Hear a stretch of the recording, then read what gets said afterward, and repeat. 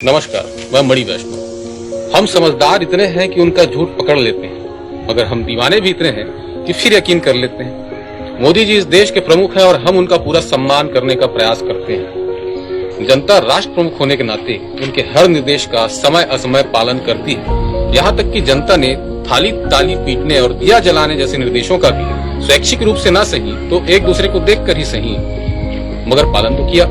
अति उत्साही समर्थकों ने पटाखे फोड़कर थाली में छेद भी कर दिया।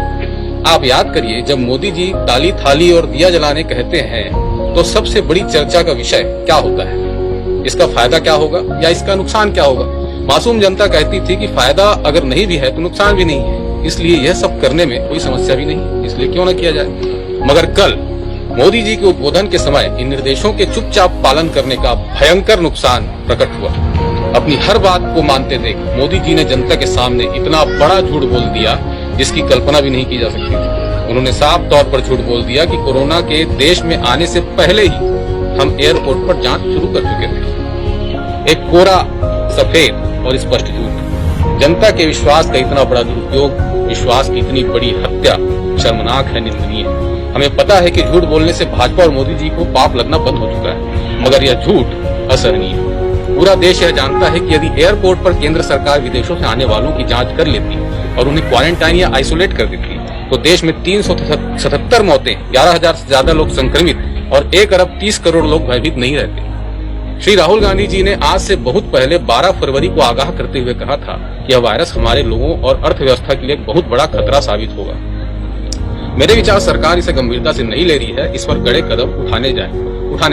सरकार द्वारा ध्यान न दिए जाने के बाद भी राहुल गांधी जी और कांग्रेस ने बार बार सरकार को सावधान करने का प्रयास किया, मगर भाजपा की ओर से उन्हें यह जवाब मिला कि राहुल गांधी लोगों को हतोत्साहित न करें। राहुल गांधी जी ने सर्वप्रथम जब यह सरकार को आगाह किया उसके 13 दिन बाद 25 फरवरी को, जब पूरे विश्व में हाहाकार मच चुका था, उस समय गुजरात में लाखों लोगों की भीड़ को एक मैदान में जुटाकर नमस्ते ट्रंप कार्यक्रम का आयोजन किया गया। यही नहीं, आगाह करने के लगभग 40 दिन बाद 23 मार्च को मध्य प्रदेश में कई दिनों की गंदी राजनीति के बाद कांग्रेस की सरकार को गिराकर शपथ ग्रहण कार्यक्रम आयोजित किया गया। शपथ ग्रहण के ठीक दूसरे दिन अपनी सारी मनोकामनाओं को पूर्ण कर लेने के बाद 24 मार्च को मोदी जी प्रकट हुए और लॉकडाउन की घोषणा कर दी।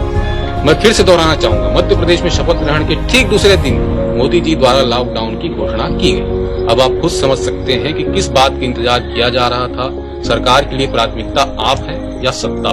तो अगली बार किसी भी रंगारंग कार्यक्रम में सहयोग देने से पहले अपने विवेक से काम लें, क्योंकि भरोसा जितना कीमती होता है, धोखा उतना ही महंगा पड़ता है। मुझे सुनने के लिए धन्यवाद। जय हिंद, जय छत्तीसगढ़।